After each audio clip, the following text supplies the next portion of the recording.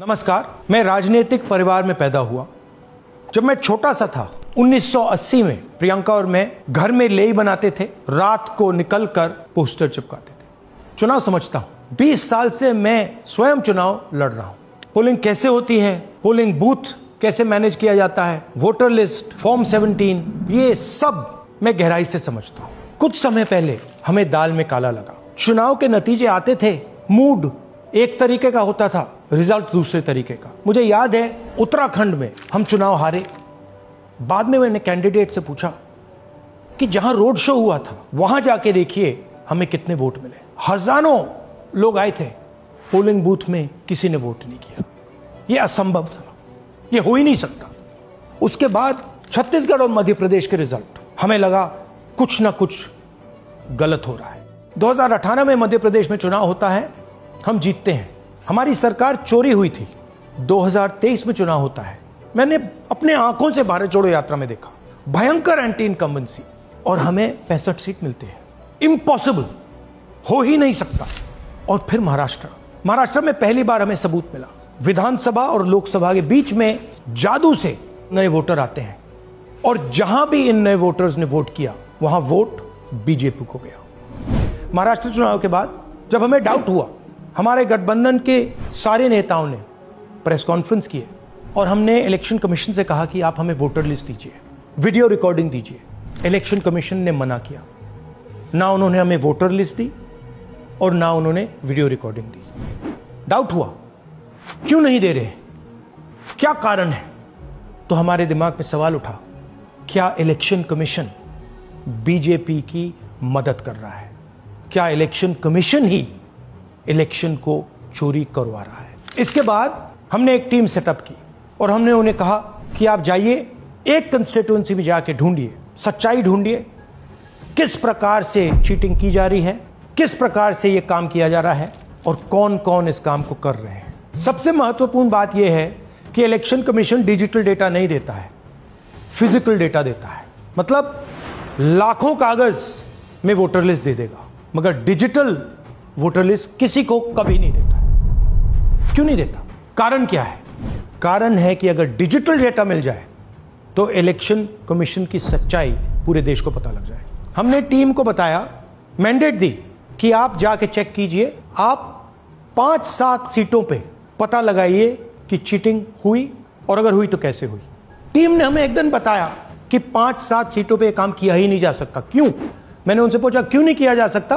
उन्होंने मुझे ये कागज दिखाए। ये जो कागज हैं, ये एक लोकसभा के कागज नहीं है, ये एक विधानसभा के कागज है, और इन कागजों को हमने मैन्युअली सॉर्ट करना पड़ा। और पूरा का पूरा काम जो हुआ है, इसमें 6 महीने लगे हैं, और एक असेंबली सीट में हम ये काम कर पाए हैं। क्यों? क्योंकि डिजिटल डेटा नहीं दिया जाता। अगर इलेक्शन कमीशन ने हमें डिजिटल डेटा दिया होता तो हम ये कार्रवाई पूरे देश में, हर लोकसभा में, हर विधानसभा में 15 मिनट में करके दिखा देते। हमारे पास अनलिमिटेड रिसोर्सेज नहीं है, इसलिए हमने ये रिसर्च सिर्फ एक लोकसभा में, एक विधानसभा सीट में की। मगर मुझ में अब पूरा भरोसा है कि ऐसी 100 से ज्यादा सीटें हैं हिंदुस्तान में। जो यहां हुआ है उन सीटों में भी हुआ है। और याद रखिए, अगर बीजेपी को 10-15 सीटें कम आती तो आज नरेंद्र मोदी प्रधानमंत्री नहीं होते, इंडिया गठबंधन की सरकार होती। जांच ने 5 तरीके की चोरी पकड़ी है। डुप्लीकेट वोटर, जिसका मतलब एक वोटर के नाम वोटर लिस्ट में अनेक जगह आ रहे हैं। फेक एड्रेस, मतलब एड्रेस है ही नहीं, या फिर house number 0। Bulk voter in single address, मतलब एक छोटे से घर में 40, 50, 60 लोग रह रहे हैं। इनवैलिड फोटोज, छोटी सी फोटो है या फिर फोटो ही नहीं है, और वो जो छोटी फोटो है वो दिखती भी नहीं है। कौन है, किसका चेहरा है, नहीं पता लग सकता। Misuse of form 6।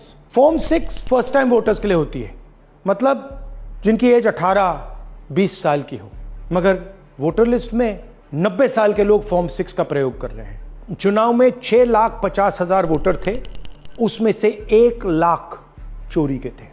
अब मैं आपको 5 उदाहरण देता हूं। यह देखिए, गुरकीरत सिंह डांग, इसका नाम 4 अलग अलग बूथों पे आता है। ये कैसे हुआ और क्यों हुआ? एक और उदाहरण, विशाल सिंह, वाराणसी में वोटर लिस्ट में नाम है और बेंगलोर में 2 बार वोटर लिस्ट में नाम आता है।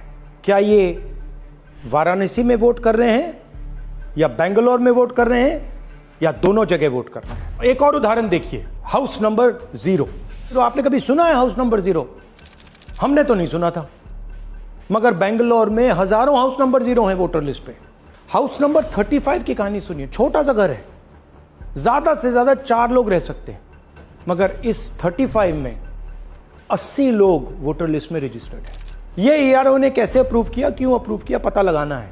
अच्छा, अब ये देखिए वोटर लिस्ट, इनकी फोटो देखिए, या फोटो है ही नहीं या फिर छोटी छोटी फोटो है जो दिख नहीं सकती। इन वोटर आईडीज पे वोट दिया गया है। अब मैं आपको बताता हूं शकुन रानी की कहानी। फर्स्ट टाइम वोटर बनी है, 70 साल की आयु है। एक बार फॉर्म 6 का प्रयोग किया और उसके कुछ ही महीने बाद दूसरी बार फॉर्म 6 का प्रयोग होता है। 2 बार इनका नाम वोटर लिस्ट में आता है और फर्स्ट टाइम वोटर की लिस्ट में आता है। ये फर्स्ट टाइम वोटर हो ही नहीं सकती। तो क्या शकुन रानी जी ने वोट किया या किसी और ने शकुन रानी जी के लिए वोट किया? ये ही छुपाने के लिए CCTV का डेटा हमें नहीं दिया जा रहा है। और ये शकुन रानी जी अकेली नहीं है, ऐसे हजारों लोग हैं जिन्होंने फॉर्म 6 का प्रयोग करके 2-3 बार वोटर लिस्ट में नाम डाला है। हमने पहले इलेक्शन कमीशन से इलेक्ट्रॉनिक वोटर लिस्ट मांगी थी, CCTV फुटेज मांगी थी। उन्होंने अपना काम नहीं किया, हमें नहीं दिया। फिर हमने अपना इन्वेस्टिगेशन कराया, RTI भरे और हमारे पास डेटा आया। भाई और बहनों, सच्चाई यह है कि हिंदुस्तान में इलेक्शन कमीशन और बीजेपी मिलकर इलेक्शन चोरी कर रहे हैं। यह पूरा का पूरा सबूत ब्लैक एंड व्हाइट में आज हमने आपको दिया है। इलेक्शन कमीशन जानता है कि हमने उनकी चोरी पकड़ ली है, इसीलिए SIR आया है। यह SIR जो है इंस्टीट्यूशनलाइज चोरी है। इलेक्शन कमीशन खुलकर बिना डरे बीजेपी के साथ मिलकर चोरी कर रहा है। और ये जो SIR है, इसका लक्ष्य गरीबों का जो हक है, उनका वोट जो है, उनसे चोरी करने का है।